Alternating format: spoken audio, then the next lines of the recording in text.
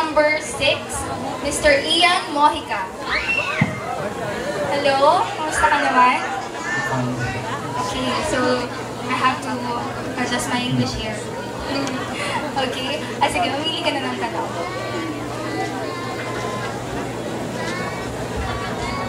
Okay, ito ang iyong tanong. Kung ikaw ay dadapuan ng isang malubhang sakit, ano sa tingin mo ang iyong pipiliin at bakit? Ketong, AIDS, or leukemia? Ketong, AIDS, leukemia. Para po sa akin, pipiliin ko po yung leukemia. Leukemia, o bakit leukemia? Kasi po, pag may leukemia po tayo, meron pa po tayong chance na makatagal dito sa mundo para po makasama yung pamilya natin. Unlike po sa ketong, parang natatakot po lumapit sa atin yung mga tao dahil baka po maawa. Tsaka pag ano naman po, AIDS, mas lalong delikado po kasi nakakahawa po din tayo po yun. And gusto ko po, alam po natin na pag leukemia po, meron pa pong taning o mga araw na lalabing. So gagabitin ko po yun para makasama yung pamilya ko at para gawing makabuluhan yung araw na lalabing sa akin. Maraming salamat po. Maraming salamat sa'yo, candidate number 6. Alam pa yun nurse kasi ako yung leukemia. Anyway, candidate number 7, Mr. Mark John Toman. Hello? Parang familiar face ka. Sumali ka na ba dati? Yes. Okay, nanood kasi ako dati. Sige, mamili ka na ng tanong. Naka-heels na ako Okay, here's your question. Kung ikaw ang bibigyan ng pagkakataon na mamuno o maging presidente sa isang departamento, saang departamento gusto mong pamunuan at bakit? Department of Justice, Department of Tourism, Department of Agriculture. Para po sa akin, mas pipiliin ko pang Department of Justice. Okay, bakit? Kasi po, marami po ngayon na tao na mga mahihirap na hindi po nakakatanggap ng tama at fair na justice. Kasi ngayon po, ang ibang abogado ay nababayaran na. Kaya mas gugustuhin ko po maging chairman sa Department of Justice para mabigyan ng katarungan ng mga bawat mga bayanin sa Pilipinas. Okay, maraming salamat. Okay. Ngayon, tawagin naman natin ang ating candidate number 8, Mr. Romeo Guevara, Jr. Hello? Kamusta ka naman? So wala ka naman nararamdaman ko. Medyo detense ka rin. Okay lang yan. Sige, pumili ka na ng tanong.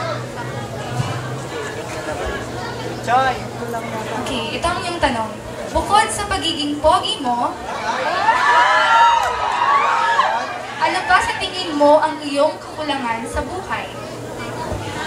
Sa tingin ko, walang taong perfecto. Isa lang ang maiisip ko. Nakulang pa sa akin ay ang isang pagiging buong tao.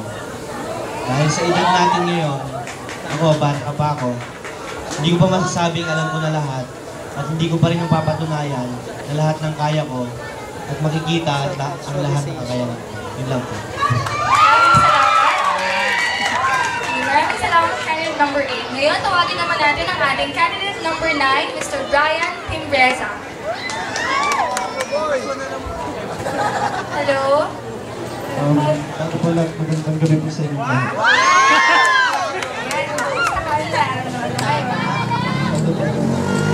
Kampati lang po. Tama yan. Sige, pumili ka na lang tanong. Okay. Hindi ka ba sang-ayon o sang-ayon ka ba o hindi ka ba sang-ayon sa premarital sex? At bakit? Hindi po. Hindi. O bakit hindi ka sang-ayon? Kasi po, ang ginawa ng tao, dalawa lang naman po yung ito. Babae at saka lalaki po. Para sa akin po, hindi sang-ayon kasi hindi po sila dapat mag-premarital sex kasi po, ganun nga po, parehas po yung pasaran. Okay. Salamat. Salamat. Candidate number Thank you. Number number 9. Ngayon naman, ang ating candidate number 10. Last but not the least, Mr. Ferdinand Alingalan. Hello!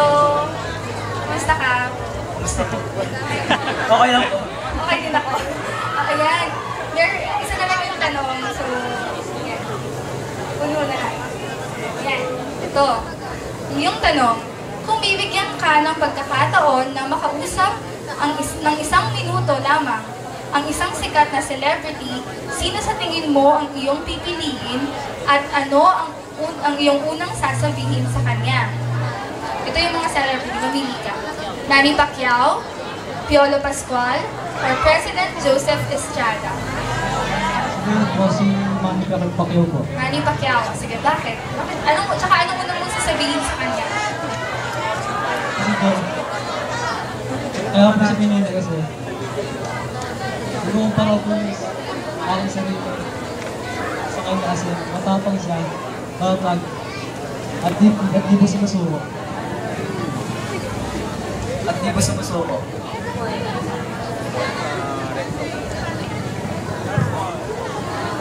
Anong sasabihin mo sa kanya?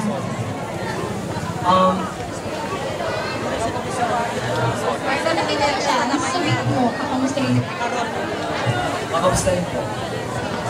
Ano yung minamanong ka pa ba sa kanya? Parang pagiging matapos na po. Okay, so kung paano siya nagiging matapang sa kalaban niya. Opo. Sige, yun lang. Maraming salamat sa'yo. Sige po. Okay.